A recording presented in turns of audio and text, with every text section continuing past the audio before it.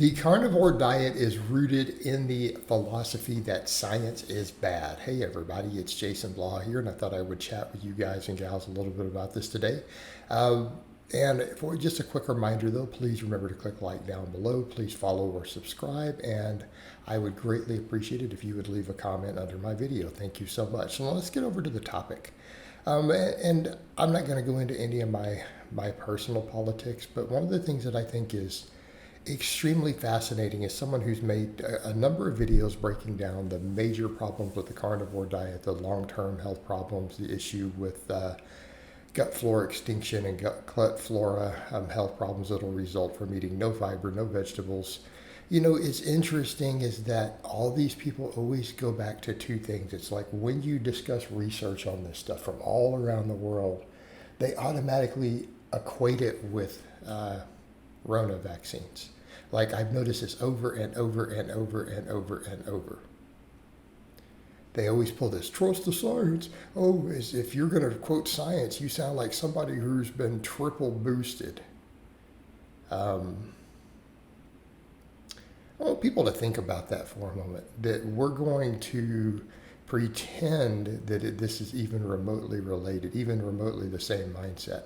Whereas if I recall, and I'm not going to discuss this in too much detail, wasn't the entire concept of why people didn't want to take this stuff was the lack of science? Like, isn't that what I remember? I mean, maybe I have a different memory than other people, but these same people were like, I'm not taking it because we don't have scientific evidence of the safety and effectiveness, okay? There's not been enough studies done on it. We haven't had time. It's insufficient development. So people were trying to take a scientific approach. Now these same people are then going to scream that when you quote science, it's been done for 20 years straight, and we do have sufficient scientific evidence. We do know about safety, and we know that not eating fiber is deadly. We know that avoiding all vegetables, antioxidants, having too low of a fiber diet absolutely destroys your gut flora, your gut health, which impacts everything from your immune system. And it's going to take a while, but as a long-term effect, it's extremely negative. Subjecting yourselves to much higher rates of cardiovascular disease, cancers, everything else. That is exactly what's happening. Okay? That is literally what is happening. That is what we have huge amounts of data from all around the world showing at this point. Like, this is well understood. Even the reduction in all-cause mortality scaling with vegetable intake. So it's really strange to me that you have people who will flip this back around. So then now it's just people being anti-science. You know, as if there's some grand conspiracy by Big Vegetable to convince everyone to eat fruits and vegetables. But you're going to feed vegetables and plants and grains to the animals you're eating anyways.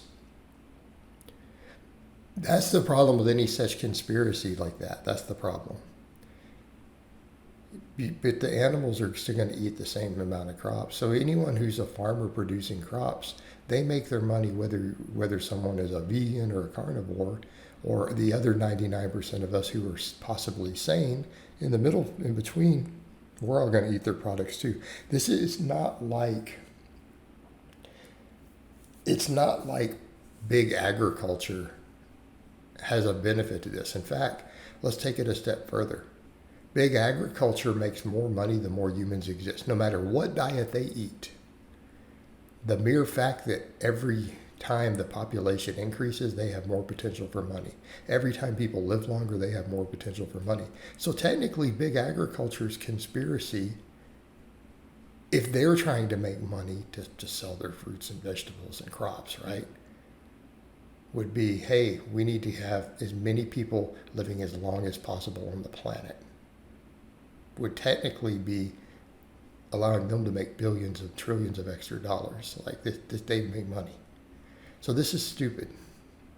It's really stupid. But back over to the point. the science is overwhelming. And it's what's interesting is that they don't just do what they pretend. They're like, oh, you're against steak and eggs. No, I think steak and eggs are phenomenal. I'm a pro cooked food omnivore. I believe we thrive on a whole foods diet consisting of large amounts of plant and animal source proteins. Right? I mean, steak, eggs, brown rice, some sweet potatoes, some avocados in there, a little broccoli, some spinach. Dude, I think that's perfect. Maybe a little milk in there too, some dairy, because I'm big on dairy. You know, I think that's perfect. Throw some fruits and throw some cantaloupe and kiwis in it. Man, now we're talking. This is health. Okay? They get upset with that. I don't know. I'm just a dude who lost 150 pounds when younger and has elite lifts at age 48. And is in amazing health at age 48 and, you know, deadlifts 600 pounds and squats 500 and all that while being 48 years old. I don't know who's fit and healthy and coaches people for a living. You know what my vested interest is? Getting people strong, jacked, and fit. That's my conspiracy. And I think we do that with whole foods. And we need fiber, we need plants, and we need animal source protein. And I think we need a lot of both. You really want to reach that peak level, you need both. All right, and I think that's pretty well shown in the data. Pretty well shown in the data and in the anecdote. But they push this nonsense, and again, they act like it's that, but then they eat garbage. So it's essentially, they go out of their way to take every animal source food that has been found with large amounts of research to actually be the worst ones and then to force feed them, right? Because they don't just do steak and eggs. If they did steak, eggs, and avocados and wanted a lower carb approach, it wouldn't be so bad if they had the avocado. You know, it's, hey, let's eat butter. You look at the research on what happens when we eat butter compared to whole milk, it's garbage. Even their grass-fed butter, the blood work is horrific. And yes, LDL is absolutely the cause of atherosclerosis, LDL-C being too elevated. Number one cause, this has been pretty well proven at this point, and with good solid data, decades of data.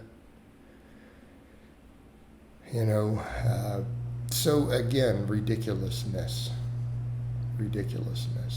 They eat butter, they'll eat bacon. It's like, oh, let's just eat tons of bacon. You know, because processed red meats full of nitrates. And it's not because it's the red meat. I don't think you have data to show this with a steak. Right? So let's come back over, what does science actually show? Steak, probably not so much. Especially if you eat enough vegetables to counteract the stearic acid. It's fine. Perfectly fine. Bacon, though, once you add all those nitrates and the sausage, absolutely. Extremely heavily linked with colon cancer and other problems. Right? Be realistic about it, guys. And this is all processed garbage.